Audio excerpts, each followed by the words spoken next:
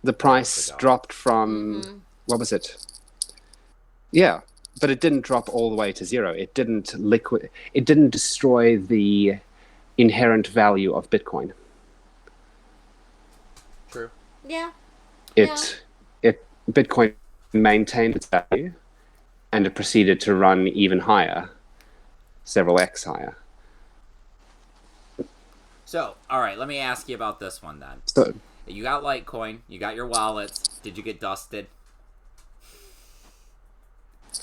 I haven't checked. My wallet, my hardware wallet, is my cold storage. I know I've had a Bitcoin wallet dusted, and I simply stopped that from being moved, that dust from being moved, because all that is maintaining UTXOs, unspent transactions, and what they want to do is they want to track them being amalgamated in a wallet. So you've got your wallet with all the multiple addresses inside them, and if they see multiple addresses being combined into one transaction going out, as in a wallet, that's when they figure out who you are. And are then able to track you to some sort of KYC. So like you take your donational address, if they were to dust that and then move that into... We really could get dusted. And then you were to move that into your... Like, well, yeah, because we can link a name. Cents. Yay! Yay!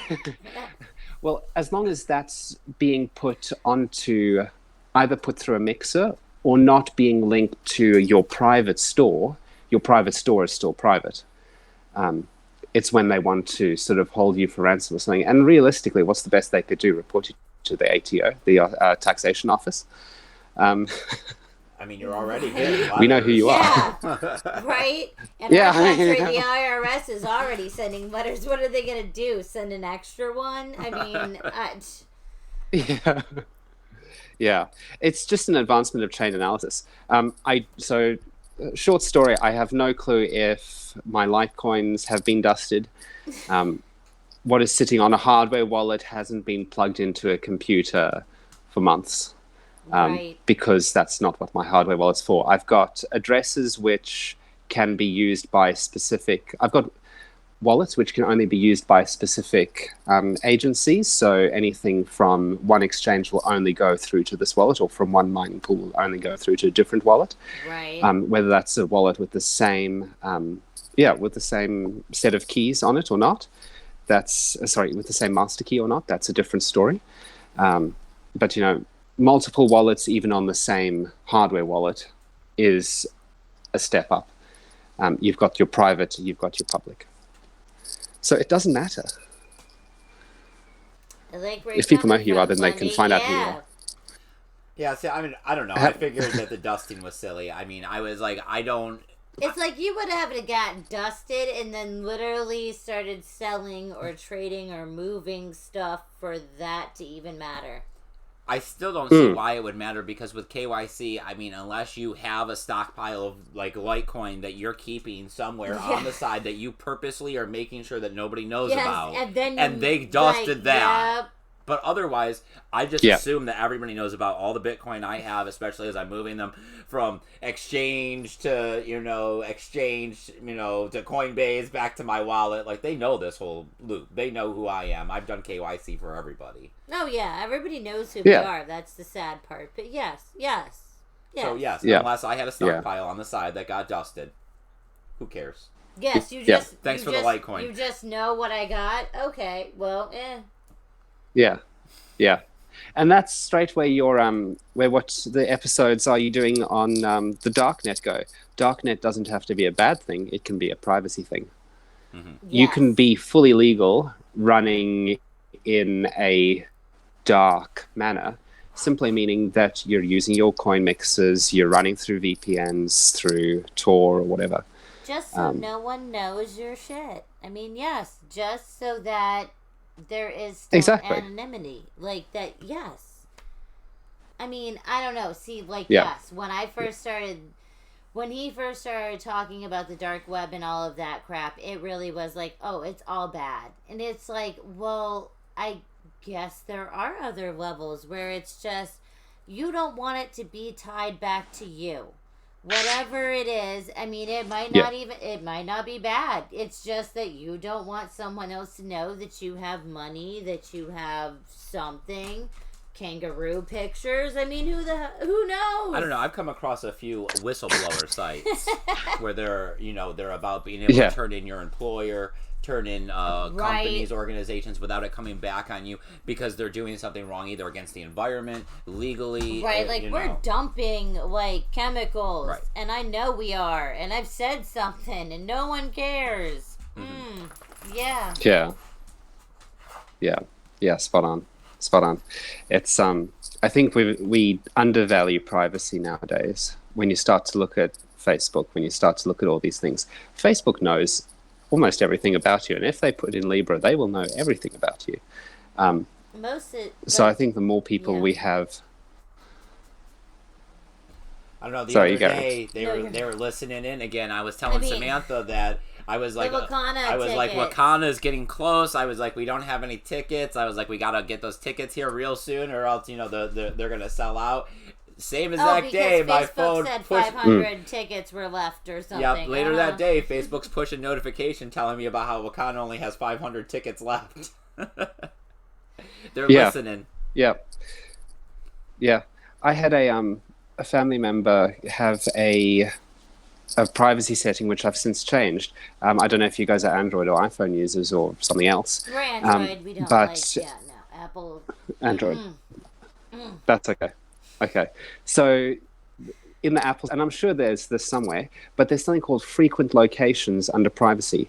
And I was able to flick through this and see all the locations that are frequently visited. So we were able to turn the setting off. But it wasn't until the phone was plugged into the GPS and told on this day of the week where they should be going, because that's what you always do at this time of day. And that is one of the reasons why we don't like Apple. But I get it. Literally, I was giving directions to Eugene to a store.